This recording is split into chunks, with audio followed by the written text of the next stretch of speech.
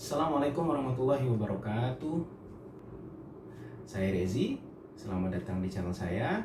Dan ya, sekali lagi saya mau berbagi dan sharing aja tentang dunia medis. Karena kadang-kadang apa yang kita dapat di lapangan sama apa yang pasien alami, pasien inginkan itu ya seringnya sih nggak match. Ya, dan sebenarnya akan lebih mudah kalau dari sisi medis, yaitu dari sisi dokter atau praktisi medisnya, dan sisi pasien bisa bicara dalam satu bahasa yang sama. Cuman seringnya itu susah.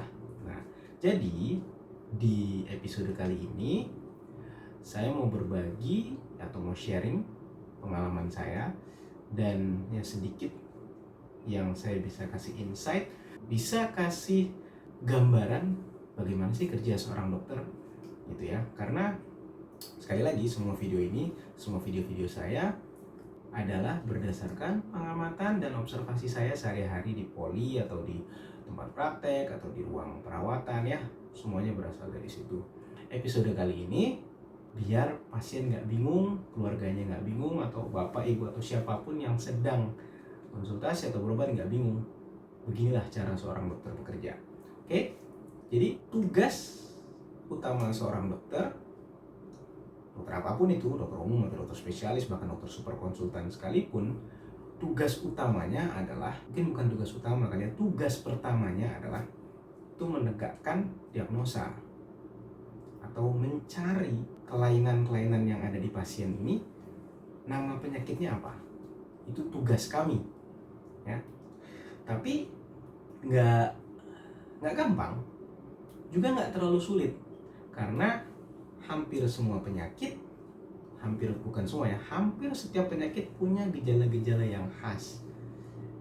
Jadi biasanya pasien akan datang dengan suatu masalah atau suatu keluhan, dan di salah satu video saya yang lain saya jelaskan bagaimana sih cara pemeriksaan yang dilakukan di dunia medis, bisa dilihat nanti videonya ya. Nah, di episode kali ini pasien datang dengan suatu keluhan khusus lah, misalnya panas gitu ya, yang sering terjadi demam, panas, dan itu nanti ya kami akan explore semua keluhan pasien yang berkaitan dengan panasnya apa, semua akan kami explore, dan kemudian kami evaluasi, kami proses, sehingga nanti kami sampai ke suatu kesimpulan diagnosis atau nama penyakitnya gitu loh. Oke, baru tugas selanjutnya seorang dokter dari situ adalah untuk menentukan manajemen atau tata laksana buat pasiennya. Nah, di sini yang agak tricky, karena kalau kita bicara dunia medis, pasti pilihannya cuma ada, secara garis besar pilihannya cuma ada 3. Mau dokternya apapun, pilihan manajemen dunia medis cuma ada 3. Yang pertama, obat-obatan atau terapi dalam bentuk medikamentosa. Ya, pasti yang namanya ke dokter, pilihannya pasti dikasih obat. Gampangnya begitu. Kemudian, apabila obat tidak membantu, ada ajuvannya atau ada tambahannya. Bisa dalam bentuk fisioterapi, bisa dalam bentuk pemberian ortose ya, seperti itu. Ortose tapi alat bantu, seperti misalnya korset, seperti misalnya tongkat ya, gitu. Baru apabila masih kurang membantu, bisa dilakukan tindakan operasi. Tapi tidak semua seperti itu. Cuman pilihannya ya cuman 3 itu. Jadi nggak harus obat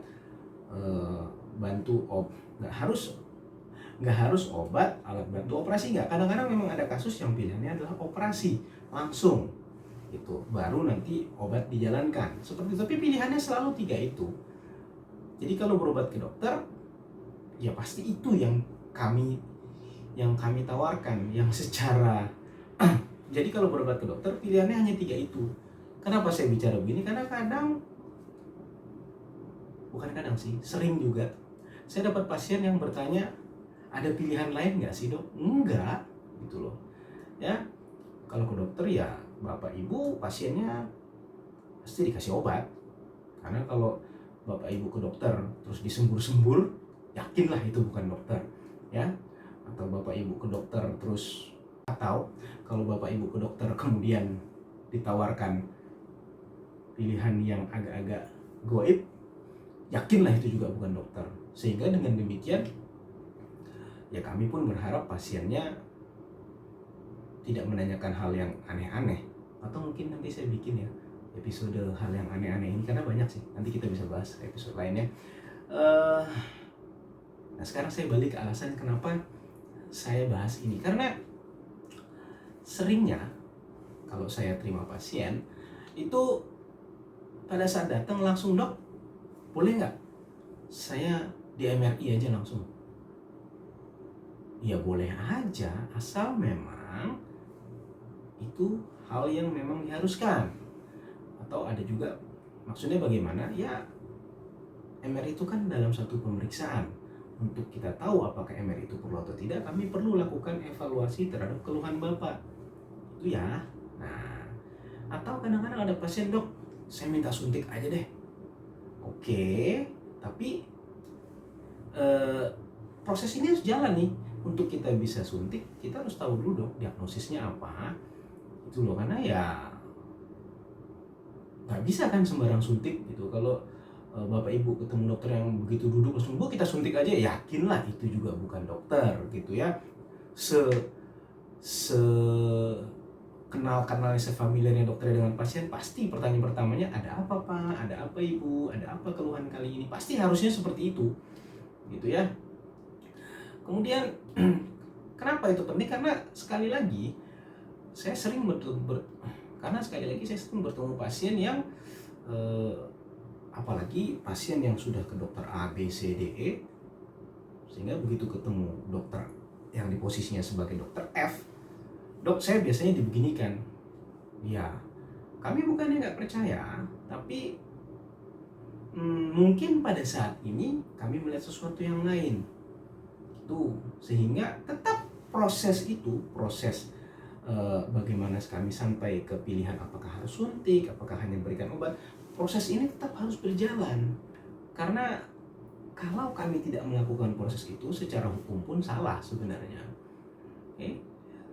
Dan inti dari video ini adalah kami mohon kerjasamanya. Di beberapa video saya juga saya selalu bilang kami butuh waktu ya. Ada yang memang beberapa menit selesai, ada yang beberapa jam selesai, tapi ada yang mungkin butuh sampai 1-2 hari untuk kami bisa dapatkan diagnosisnya. Kenapa bisa 1-2 hari, Dok? Prosesnya banyak lah. Mungkin ya yang sudah berobat bermacam-macam bisa tahu, tapi kalau yang belum bisa sharing juga di sini, nanti kita bisa ngobrol lebih lanjut. Oke? Terakhir mengenai alur ini, memang ke dokter manapun, ketemu dokter siapapun di rumah sakit manapun, tidak hanya di Indonesia, di seluruh dunia prosesnya seperti ini.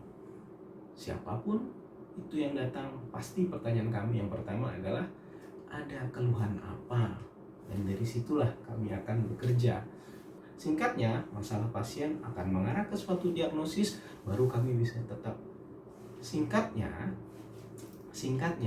keluhan pasien akan mengarah ke suatu diagnosis, nama penyakitnya, baru dari situ kami bisa menentukan apa pilihan tata laksana atau manajemen yang terbaik.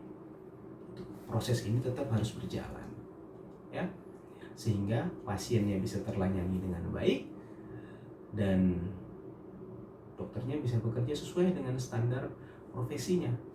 Oke? Dari saya cukup sekian, semoga bisa membantu memberikan pencerahan. Sampai bertemu di episode selanjutnya. Assalamualaikum warahmatullahi wabarakatuh.